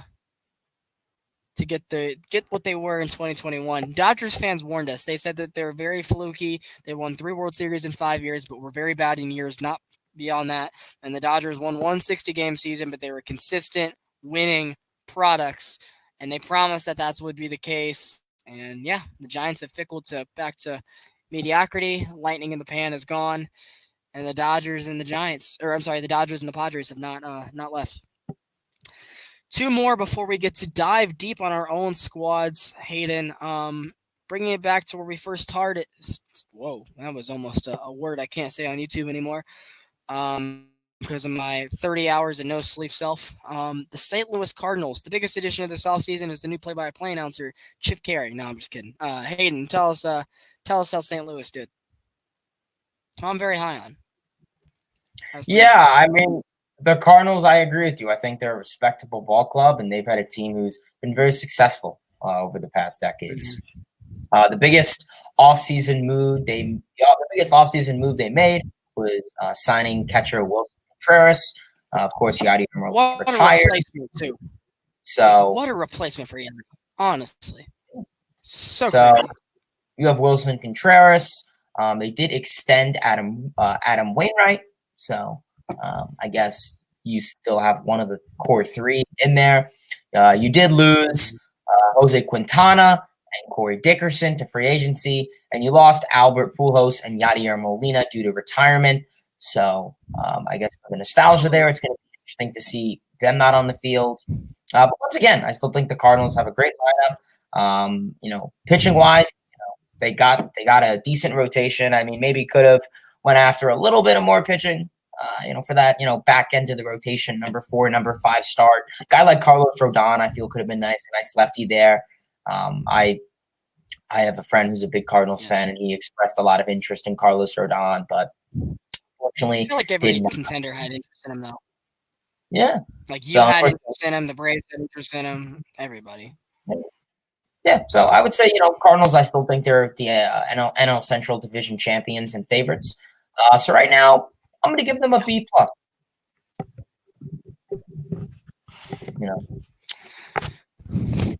I think this division is going to be the easiest pencil in. Because the Dodgers and the Padres, the Giants, you're not sure. It could be really either LA or San Diego. That's a toss-up. The NL East, there's 3 teams. You have no idea will continue to be the Braves, where the money can finally catch up with the talent. AL Central, who knows? Everybody thought it'd be the White Sox as a shoe-in last year, but Cleveland and Minnesota came out of nowhere, and they did things, and Chicago also did things. I guess the Astros, but that one is kind of a given, even though St. Louis or Seattle and Texas are in that division. So I think the most boring fill-in is probably the Cardinals just to win the NL Central, unfortunately. But, they have a very respectable fan base, a city that knows how to win. I know they lost the Rams to LA about, almost a decade ago now, and the Blues won a couple years ago for them. But, yeah, just not – there's not a lot else that goes on during the summer in St. Louis other than barbecues and Cardinals games. And it's a very popular spot. People love the history and the prestige of that franchise, and Busch Stadium is one of the nicest facilities there is in the league. I hope I didn't catch that on video. Yeah, I think this team is, if they handle the NL Central right, I wouldn't be surprised if they somehow snuck up to the number 1 seed because of their balanced schedule. So let's see. We got one more squad to talk about before Hayden and I, at probably about the 90-minute mark, deep dive in on the Braves and the Mets. Let's talk about those 2019 World Series champion Washington Nationals. Hayden, what's there to really talk about with those boys? I think the over-under for them is like 59.5. I'm taking the over still. Yeah, Nationals are 10 games a month. Nationals are probably going to be in last place most likely. Made a couple free agent moves. Trevor Williams, nice arm. Third baseman, Jeimer Candelario. Okay. Extended Sean Doolittle and Ramasco Ramirez. So kind of going after that bullpen depth, I guess. Kind of interesting considering they're focusing on the future and I guess kind of day-to-day things. But, that's how it goes. You lost Nelson Cruz, Luke Voigt, Joe Ross, and Cesar Hernandez.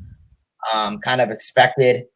Like I said, there's really not much to talk about when it comes to the Nationals offseason. They were not projected to do a lot, of course, as they are not. I guess the biggest thing is Steven Strasburg obviously is hurt again, and that contract has been a disaster. So, yeah, really not much to say about the Nationals. I'm going to give them a D. I think they could have done a little bit better at the trade deadline instead of just putting Bell and Soto in the same trade. Like, I'm surprised they didn't entertain the ability of guys like Nelson Cruz, guys like Cesar Hernandez. They pretty much ended with Luke Voigt in their back pocket because there was no other suitor. Some of their pitching prospects are probably learning from Corbin and Strasburg, and it's probably hurting them as of right now because you're not seeing a lot of growth out of the guys like Josiah brain. I'm currently on Google to try to figure out the exact name on a couple of them. I mean, I like some of the position players that they have. Like Lane Thomas was a good pickup for them a couple of years ago. He's been really well in his role. Victor Robles kind of came back to what he was pre World Series last year. So those are two good outfield pieces. Of course, no Juan Soto in the lineup, no Josh Bell in the lineup makes it much easier to face a team like that. Keibert Ruiz continues to get better every year. As you said, they're giving guys chances like Dom Smith to play.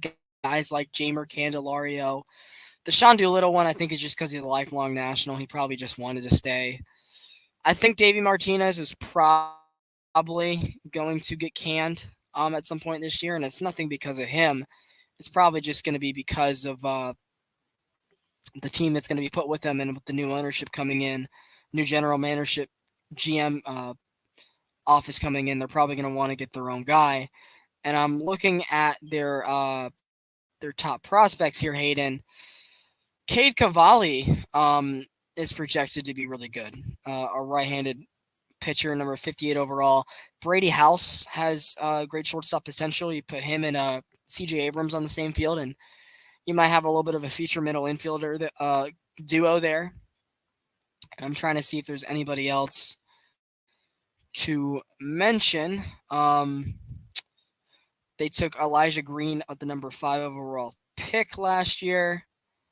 So I think they also have like a top 5 pick this year, so they'll be able to nail another draft class. The over-under I did here is 59.5. Would you take the over on Washington to be able to win 60 games? That's like 10 games a month. Not seeing the East as much. Yeah, I think they could probably win at most 65. About the same ballpark, yeah. But enough talk about those guys. They let everybody go, and they're in their first rebuilding stage of their life since being in Washington D.C. As you said, the last time they were in this part of their life was the Montreal Expos. Okay, so since we have the Braves and the Mets, do you want us to just have like a little soap opera, or do you want us to make comments on one another's off seasons? How would you want to go about with this? I say maybe if you want to start off, obviously the Mets had a bigger off season. Maybe if you want to, I'll kind of go over the Mets off season. You could have a couple minutes to respond, and then you can go over the Braves, and I'll have a couple minutes to respond. Kind of like what we were doing, I guess. Okay, we'll jump to the Mets first. I had you guys last because you had more there to talk about, but sure, the floor is yours. I'm scrolling up to it right now.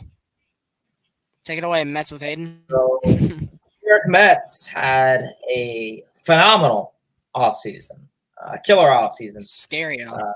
Steve Cohen is making all the moves to say. In terms of the add-ons for the New York Mets, obviously they spent quite a lot of money. I believe I want to say they spent somewhere, what was it, $500 million in terms of the salary. So they definitely surpassed the luxury tax, and Cohen does not care about that. But in terms of the additions, they added Justin Turner. They added Justin Verlander, the reigning Cy Young. So obviously he'll slot into that rotation nice.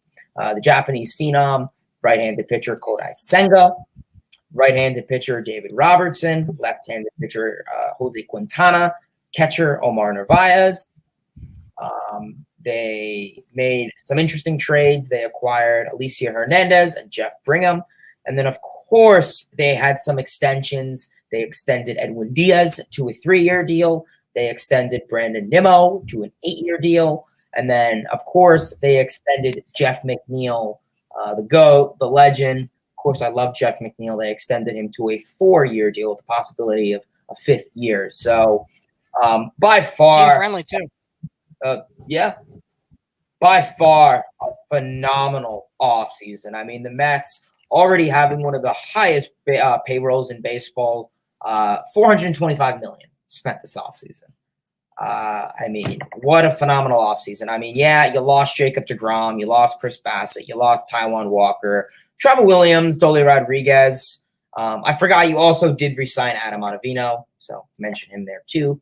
And then you also lost Lugo, May, Gibbons, and Naquin. But out of all those guys, I think the only really player that fans, I guess, to an extent, were kind of like, oof, were Jacob deGrom. No one really cared for Bassett back much. Same for Walker. Williams would have been a nice guy to return. Trevor Williams would have been a nice guy to return. Otherwise, those are really the only two guys that I'm kind of bummed left is deGrom and Trevor Williams, I would say. But you know what? When it comes to deGrom, you countered. You lost deGrom, and what did you do? Steve Cohen said, all right, let's go out there and make the moves. And you signed Justin Verlander. I'm not going to sit here and make the argument who's better, deGrom or Verlander, but at least Verlander goes out there every 5 days. At least he's proved himself in the last 3 years. The last time Jacob deGrom went out and pitched every 5th day was in 2019. That was quite some time ago. That was almost 3 years ago. Times have changed.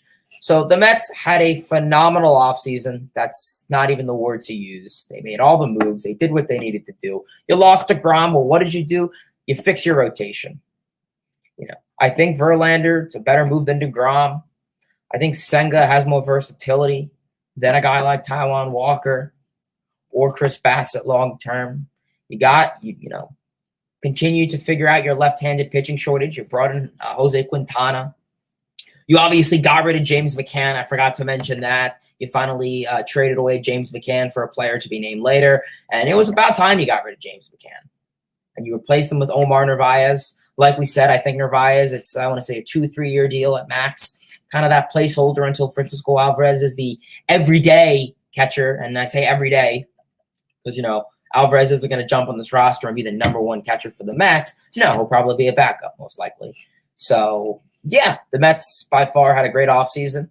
We're going to see in spring training if guys like Brett Beatty and Mark Vientos and Ronnie Mauricio, what they're going to do if they have the possibility of making this roster and to only expand on. But once again, to echo, I think my favorite, like I said, in terms of the add-ons, once again, you added Justin Verlander, Kodai Senga, David Robertson, Jose Quintana, Omar Narvaez, Adam Ottavino, Jeff Brigham, Alicia Hernandez, and then, of course, you made extensions with Edwin Diaz, Brandon Nimmo, and Jeff McNeil. So by far, I think this is, and biased aside, I'm a Mets fan, and I've had Phillies fans, Yankees fans. People don't even care for baseball, and they text me like, wow, Aiden, your team makes so many moves. And these people are illiterate with baseball. So, honestly, I think this is my first A+ of it, and as I think it should be. If I can give an A++++, I would. I think this was a better offseason than last year's, and last year's you definitely did a lot too. So kudos to the Mets, kudos to Steve Cohen. You also brought in Carlos Beltran for the assistant general manager. So, maybe he'll have a, manager role for the Mets or in baseball down the line. So good to see him back involved. Once again, a phenomenal offseason for the New York Mets. And I'm walking into March, walking into April opening day, and I'm satisfied. I would say the only two, upsetting is deGrom. And, I would have liked Trevor Williams to come back, but, at the end of the day, I'm not going to lose sleep over it. Offensively, you brought back everyone you wanted to. You brought back Diaz. You brought back Nimmo. So super, super pumped. And, the Mets get an A+.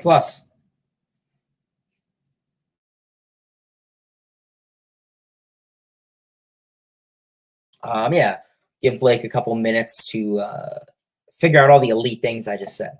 But the Mets had a phenomenal offseason, no doubt. They have the GDP of like 8 different countries as that payroll, and it's probably going to go up and up the next couple of years. It's crazy. For the same amount of money that you lost to deGrom, I think it was probably $1 million in exchange, if anything, difference-wise. You replaced with Quintana, who had a really good year. Senga for 5 years, and even if he's this year, let's say the forkball is not fooling as many hitters as you want. Let's say his velocity isn't as high as he expects it to be. Over the 5 years, and you let me know if I'm lagging because I can kind of see a little bit of it. Over the 5 years, he's only going to get better, right? So I really like that signing for you guys long term. And the Verlander one honestly makes a lot of sense too, for what it's worth, being that he had a little bit of red lights flashing last year at the end of the year. He is older. You're already paying Scherzer a lot of money, and he's basically the same age, paying him the same amount of AAV. Honestly, if you get one really good year out of Verlander and you get like a 3.8 ERA for him next year, it's probably all you're wanting. Because you still got Scherzer. I mean, I don't really know how your starting pitching prospect pool is behind them. I mean, you'll probably just be able to pull in another guy if necessary with Cohen money in the future. But it seems like I heard today that you guys have the number 5 farm system in baseball. On Gary Cohen was talking about it today. Of course, our game was broadcasted only on SNY, so I heard your guys as announcers talk about the Phillies. They talk Braves. They talk to everybody. And Ronnie Mauricio's having a really good spring training. From what I'm hearing and all the highlights I'm seeing. I really like the Kevin Parada pick that you guys made out of Georgia Tech. And honestly, the Omar Narvaez sign short term is perfect. It's a bridge gap. Him and Nito get their time out of the way by the time Alvarez and Parada are 1 and 2. And by the time Brett Beatty is that guy, the Eduardo Escobar contract's probably going to be up. And if you want to bring him back to a bench role or whatever, then you have options there. The Carlos Correa thing didn't work out, but I think it might be the best case for you guys long term, because you still got a guy named freaking Francisco Lindor and another dog, Jeff McNeil, on the other side, a top 10 first baseman at worst in Pete Alonso. I'd assume you're probably going to bring back Canna or Marte for one more contract after this, whoever has the better ending to their deals.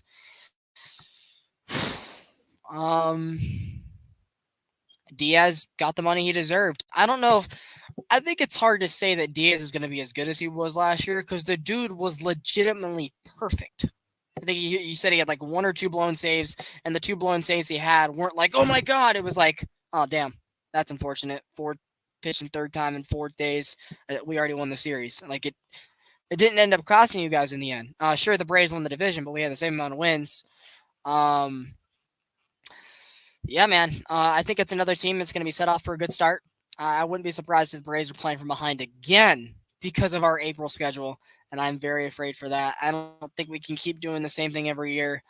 So, yeah. I mean, people say the Mets met.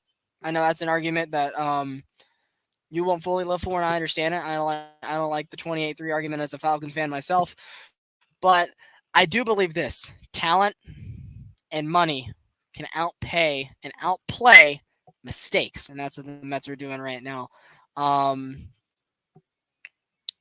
Trying to think if there's anything else that you'd want me to hear.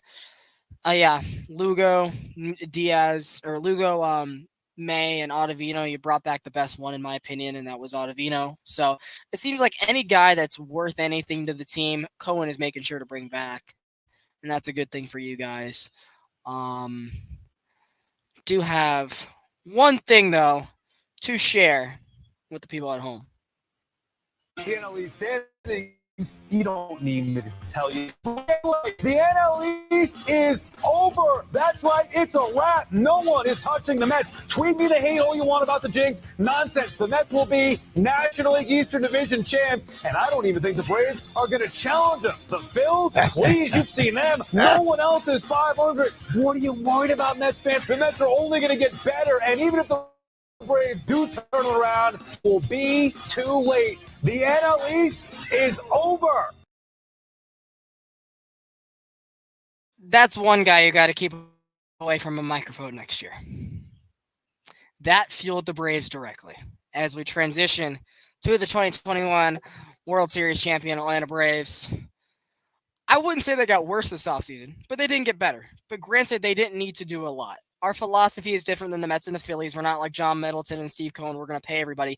I would have loved to pay Dansby. I would have loved to have made Vaughn Grissom this Chris Taylor type role where he can play middle infield, some outfield, DH, and be a quality player wherever he goes. I would have loved to have locked up our shortstop long term and also found a spot for Vaughn Grissom, because I think that was very much possible. But the Braves thought otherwise.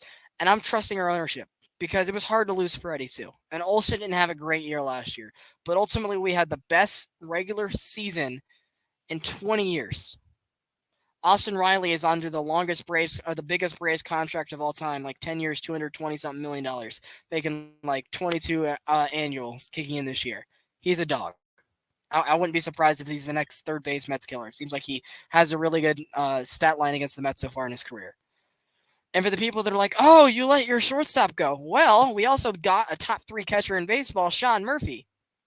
Eddie Rosario was going to bounce back this year. I don't know if he's going to be this 300 hitter he was back in the day in Minnesota, but he's not going to be hitting 180, dropping fly balls left and right.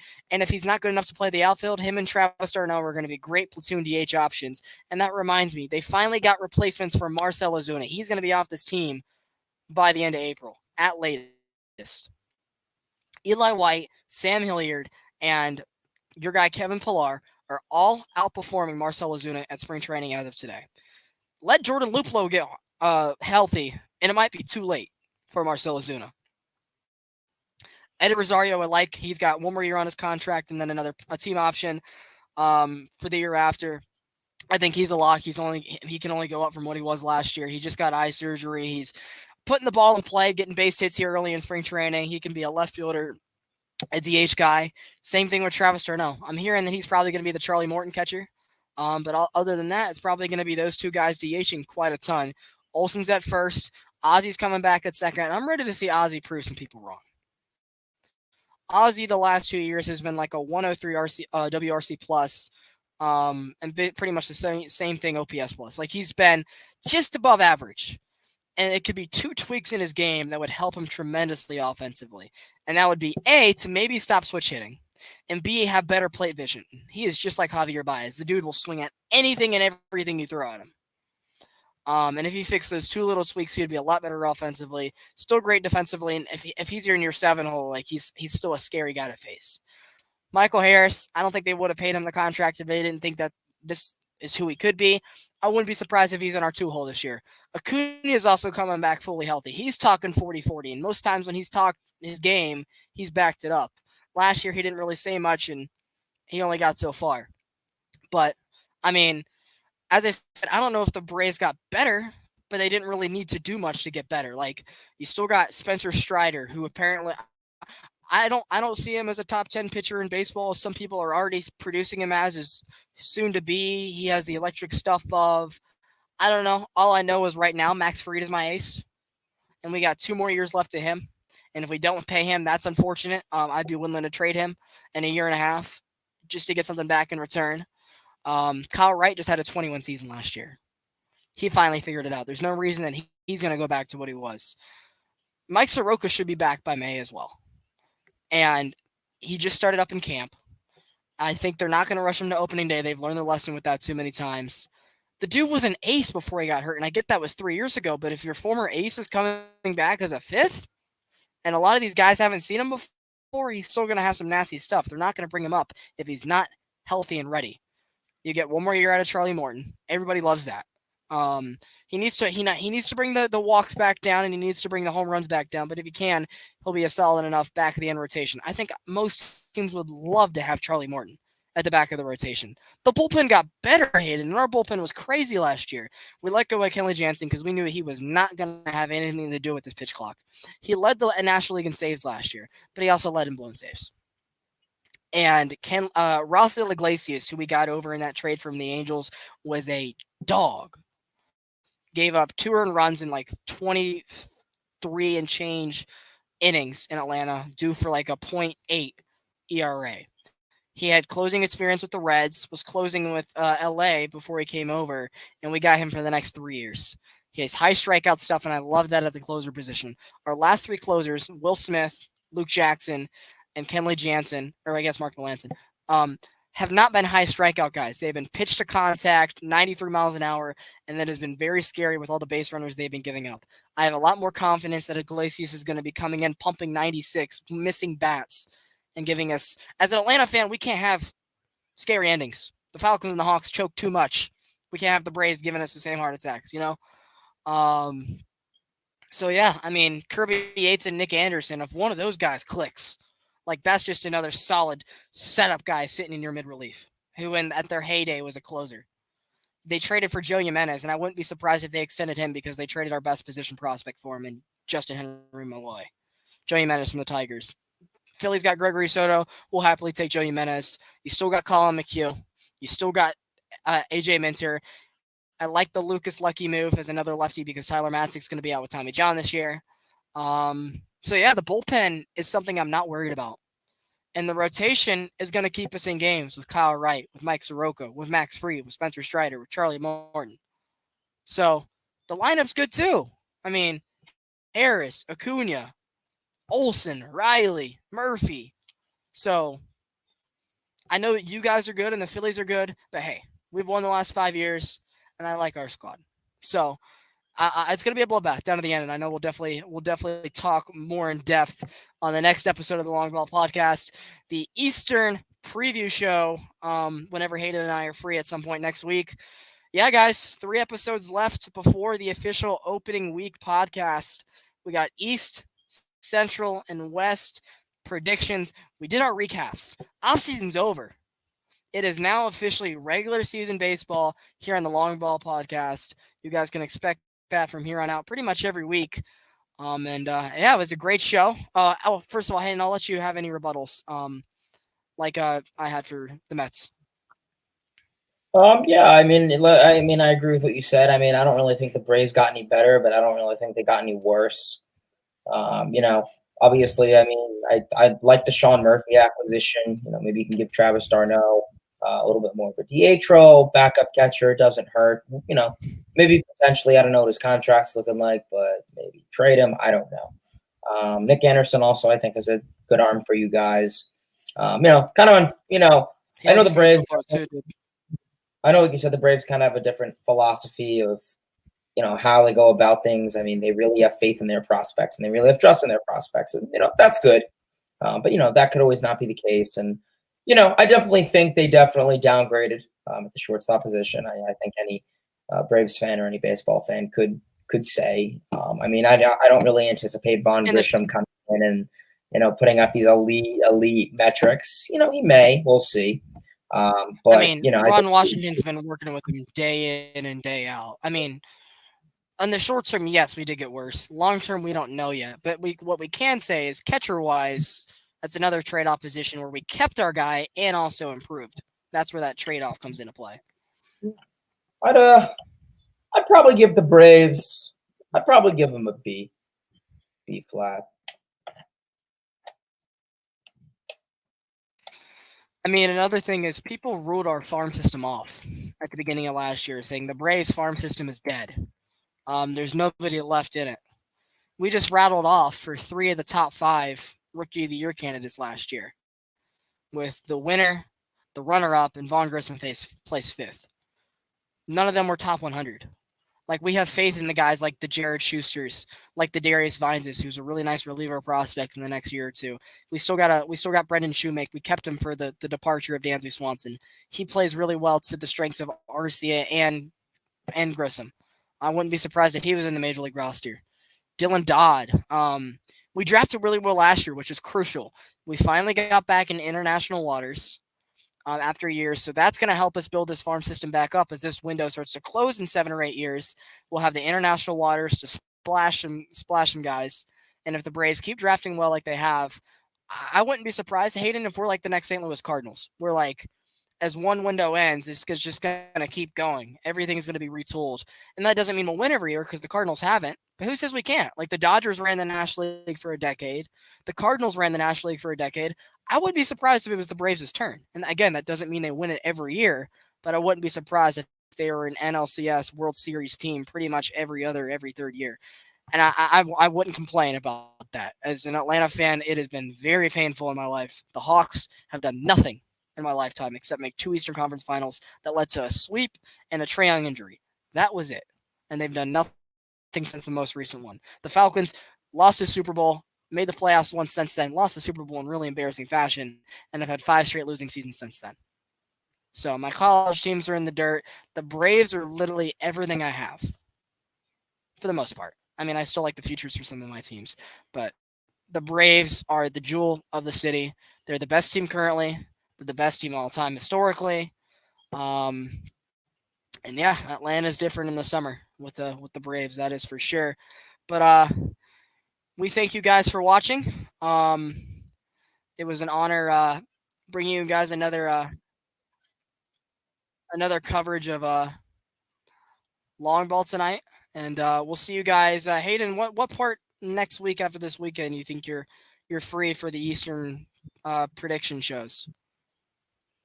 That'll definitely have some prep that goes into it, but yeah, we'll definitely be in contact. I'm having one of my buddies is coming down from the north to stay at school with me for a week, and we're gonna hang out around campus, Sick. go to a couple of training games and stuff. So we'll keep in contact when the next stream will be for the for the preview for the season. So yeah, that'll definitely be a fun stream.